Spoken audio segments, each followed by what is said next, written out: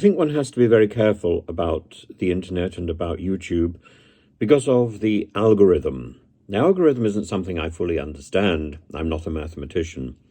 But as far as I can see, the algorithm is something that is designed to appeal to the things you ordinarily have been watching. So if you watch a lot of programs or watch a lot of videos which say that Suella Braverman is wonderful, then that's what you get.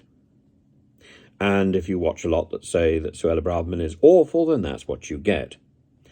I have, because I make films, because I do a lot of animation, I've got a number of computers, and I do different things on each one of them. So I hope there's a different algorithm running around, but I don't know. And certainly I find on one computer I get one group of promoted videos, on another I get another one, and some are promoted in different languages, which is very entertaining as well. So I hope I get a more rounded picture, but I am sympathetic to those people who believe that everybody loves Suella Braverman and those people who believe that everybody hates Suella Braverman. I'm certainly not. I don't belong to either camp. I think Suella Braverman is a force to be reckoned with, and I will continue to peddle my wares.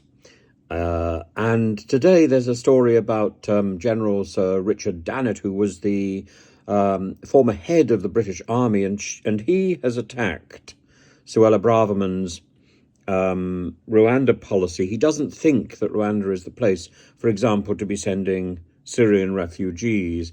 He says that she is running down the remaining political capital of Rishi Sunak's government with an unpopular policy. That's certainly how I would understand it. The government is entitled to bear down on people coming on small boats and who simply are seeking a better life, he says. Whether sending people to Rwanda is the right policy, I have my doubts. It seems to be aimed at deterring others from coming because there is a strong sanction against them. I'm uncomfortable with it.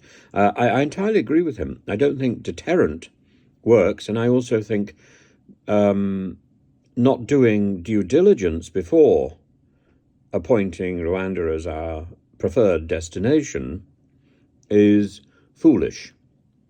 He says that he's been to Rwanda in the shadow of the genocide there in the 1990s, and that genocide hangs over the country.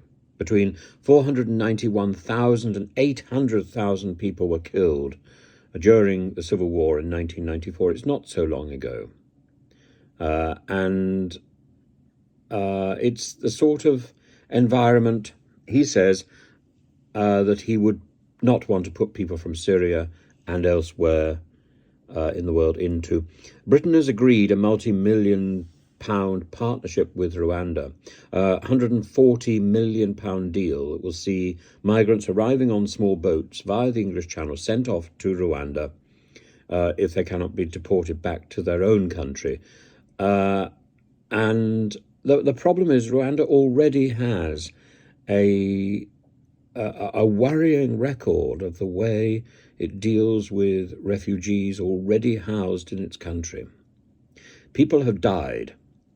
People have been killed by the police forces in Rwanda, and there doesn't seem to have been a sufficiently sturdy investigation into those killings.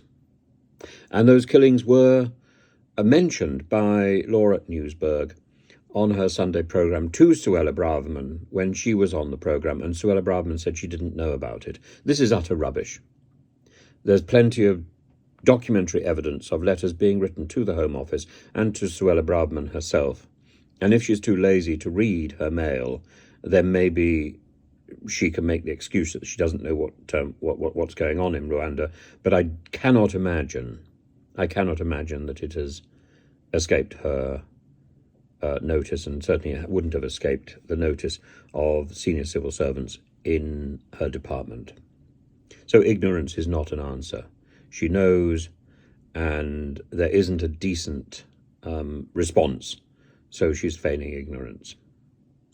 It's wrong. And in the end, I'm afraid, ignorance or the lack of due diligence is not a good enough excuse when, in the fullness of time, refugees that we send to Rwanda are abused in Rwanda in the same way as refugees who have been in Rwanda under Rwandan care have been abused and shot. We will be responsible for that. Morally, legally, politically.